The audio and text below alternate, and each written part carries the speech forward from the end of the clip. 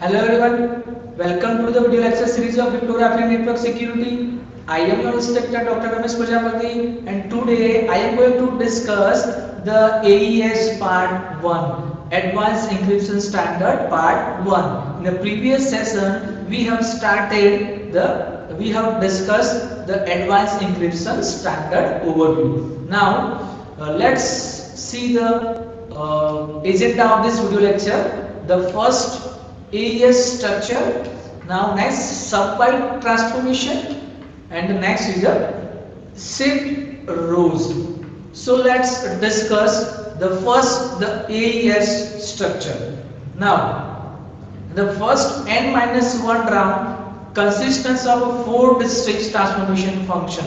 I already discussed in a previous session that there are 4 transformation function in each and every round. So let's discuss. The first is sub bytes. Sub bytes, it means the 16 input bytes. Now it means that our plain text is converted. Our plain text is a 16 input byte. It means our plain text is a consider input as a 128 bits. Now converted this 128 bit into the 16 bytes and it is stored in a state. Now this 16 input bytes are substituted using the S box, and S box is a predefined table. Through this we can substitute the byte. Now second is a shift rows. Now each of the 4 rows of the matrix is shifted to left. So this is the second transformation function. Now the third transformation function is a max column. It means in each column of 4 bytes is now transformed using a special mathematical function. It means here we are using some mathematical function through which we can perform the multiplication of this 2 matrix. Now the last is a add round key. Now in the 16 byte of the matrix are now consider 128 bit and are XOR to the 128 bits of the round key. I already discussed this matter in the previous session. Now it means each and every input and the output are stored in a state, and the state is represented in a matrix form. That's why here the 16 byte of the matrix, it means the size of the matrix is a 16 byte, because in a one column it represents the 4 byte, second column represents the 4 byte, third 4 byte, fourth column 4 byte. So total 4 cross 4, 16 byte of the matrix. Now in add round key we are running a XOR operation on a output which are generating from a previous transmission function and with round key. Now how to represent the state I already discussed. So now you can see our state is representing in a matrix form, and the value of this is 32, 88, 31 and E0 like this. Now second, our cipher key, it means our key is to be 28, AB09 like this. So now we have 2 input, the state matrix, and the second is a key. Now we are performing a add round key. The add round key we are performing a XOR operation. So let's see how to perform the XOR operation.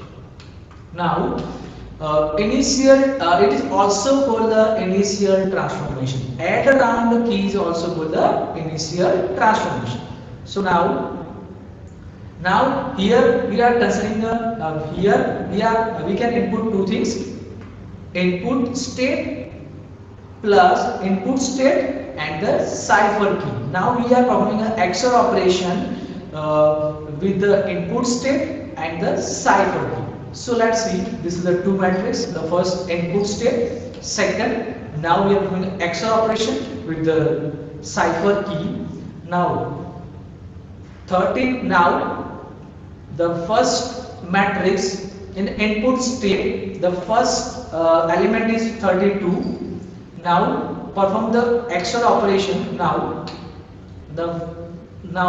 how to perform the XOR operation? Let's see. The first 32 XOR operation to be, you will get the next element.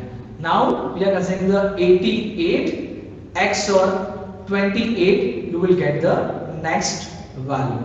So let's see, the next value is 19 A0 9A E9. So let's see how to perform the XOR operation. So let's see one example to clear this idea.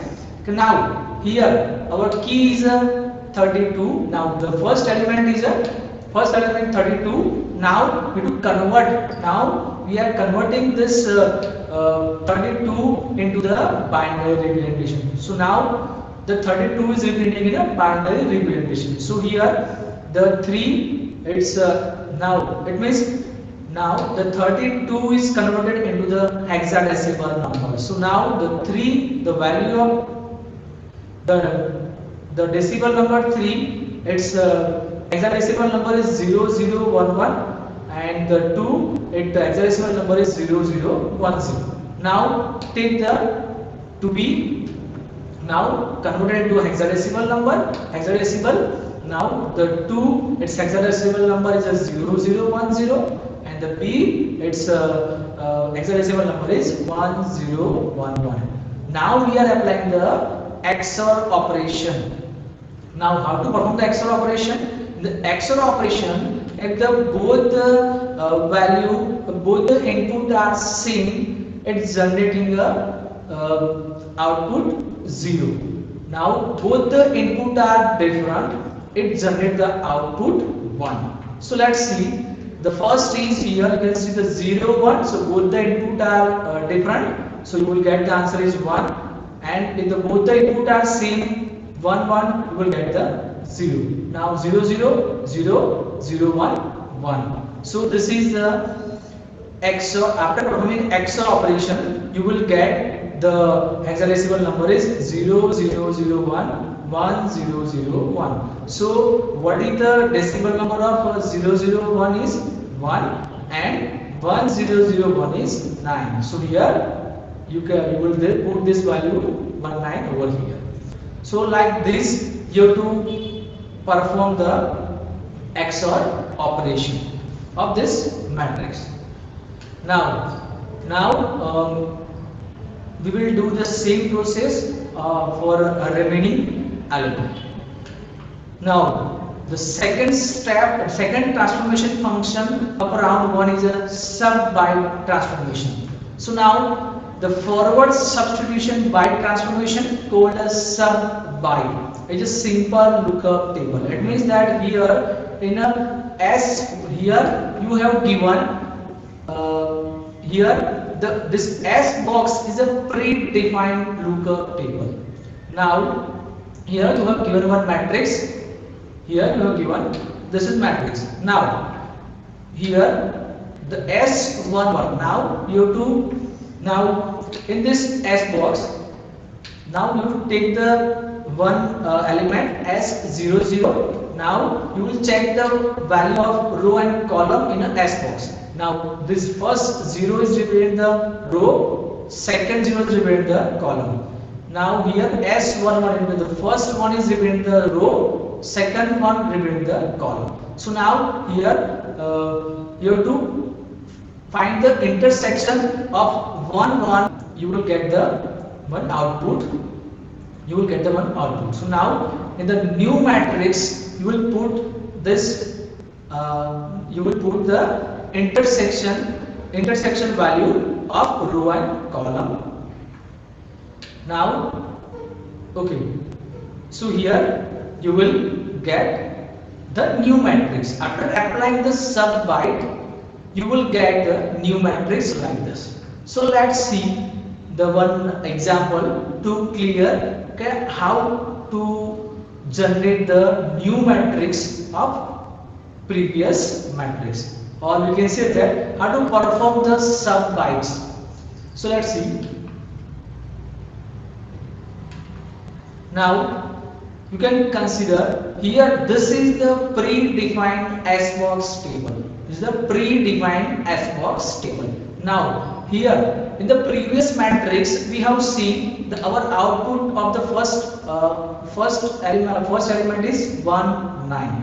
So now this 1 is representing the row and 9 is representing the column. So now you could we are checking the value of 1 9 over here. So now the intersection of a 1 9, the intersection of the 1 9 is CD4. Now you check the intersection of a 19, 1 row and a 9 column is 0, is D4. So now in the next matrix you will put the first element is D4. Like this you to perform the sub byte transformation. Now your output is D4. So now after applying the sub byte you will get this matrix, and the matrix is represented in a state. So here the value is 1 9, right? We have taken one example of 1 9. Okay, how to get this 1 9. So now I hope you clear this idea.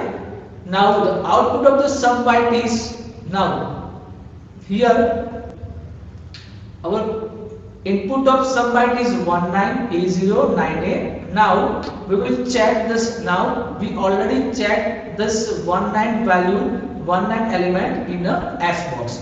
Now 19, the intersection of the 1 row and 9 column is D4. So now you will get the answer is D4. Now intersection of the 19 element is D4. So now we will do the same process for the remaining element. So now you will get E0, B8, LE, 27, B5, B4 like this.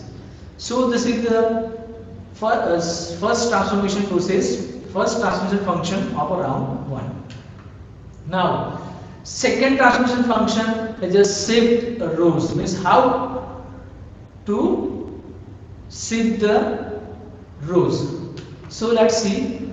There is a one process. There are some rules to perform the left shift rows. So in the first row of state is not altered.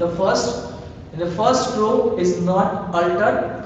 Now in the second row, the 1 byte circular left shift is performed.